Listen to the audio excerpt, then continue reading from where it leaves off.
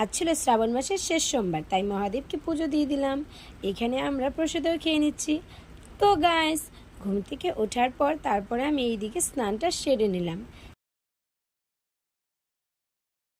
এখানে সুন্দর করে পুজোর থালাটা আমি সাজিয়ে নিচ্ছি।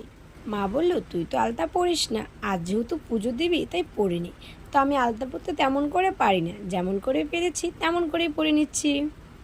এইদিকে আমি শাড়ি, ব্লাউজ সব কিছু সুন্দর করে ভিডিও করে নিচ্ছি, তার সাথে চুড়ি। রেডি হওয়া কমপ্লিট করে নিয়ে একটু দাঁড়িয়েছিলাম বৌদির জন্য। তারপরে বৌদি এসেছে, আমরা রওনাও দিয়ে দিলাম। সেখানে পৌঁছে দেখি অনেক লোক এসেছে, যেহেতু আজকে শেষ সোমবার। এখানে বৌদি পুজোর থালাটা সুন্দর করে সাজিয়ে নিচ্ছে। তারপরে আমরা চলে গেলাম পুজো দিতে।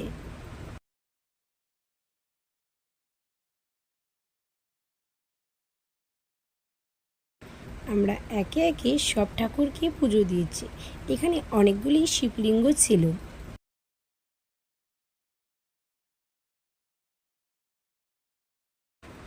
মন্দিরের ভেতর পুজো দেওয়ার পর বাইরে ছিল একটা বট গাছ, সেই জায়গাটাতে আমি পুজো দিয়ে নিলাম। তারপরে পুরোহিত মশাইয়ের কাছ থেকে প্রসাদ নিয়ে আমি একটু ভিডিও ফটো ক্লিক করে নিলাম। তারপরে এখানে বসে পড়লাম প্রসাদ খাওয়ার জন্য। কিছুক্ষণ অপেক্ষা করার পর তারপর আমাদের প্রসাদ দিয়ে দিল। এরপর আমরা বাড়ির উদ্দেশ্যে রওনাও দিলাম। আমাদেরকে নিতে এসেছে, দেখবে তোমরা কে? এই দেখো, এসেছে আমার দাদা। ওকে বললাম হাই করে দিতে। আমার ভিডিও কেমন লাগলো তোমাদের কাছে তোমরা প্লিজ কমেন্টে বলে যেও।